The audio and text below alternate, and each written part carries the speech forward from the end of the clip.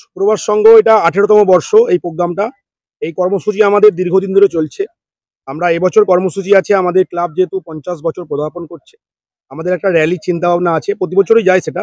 এবছর আমরা আমাদের মার্কেটটা পুরো ঘোরাবো। তারপর আমাদের প্রথম আজ রক্তদান উৎসব দিয়ে শুরু হচ্ছে অনুষ্ঠানের শুভ সূচনা। কালকে রয়েছে আপনার বস্ত্র বিতরণ শীতকালীন। প্রায় 100 জনকে আমরা বস্ত্র দান করি প্রতি বছর। রবিবার দিন রয়েছে আমাদের সুপ্রভাত অনন্য সম্মান, যারা সমাজের বিভিন্ন ক্ষেত্রে প্রতিষ্ঠিত বা বিভিন্নভাবে লোকের পাশে দাঁড়িয়েছে, সামাজিকভাবে যারা উন্নয়নের জন্য আমাদেরকে সহযোগিতা করেছে, সেই সব ব্যক্তির দিকে আমরা সুপ্রভাত অনন্য সম্মান দেবো। সঙ্গে রয়েছে মিনি ফুটবল। আমরা ফুটবল করতে পারি না, কেন আমাদের মাঠটা যেহেতু একটু ছোট হয়ে যাচ্ছে। আগামী দিনে আমাদের ফুটবলের চিন্তাভাবনা রয়েছে, আমরা মিনি ফুটবল দিয়ে শুরু করছি।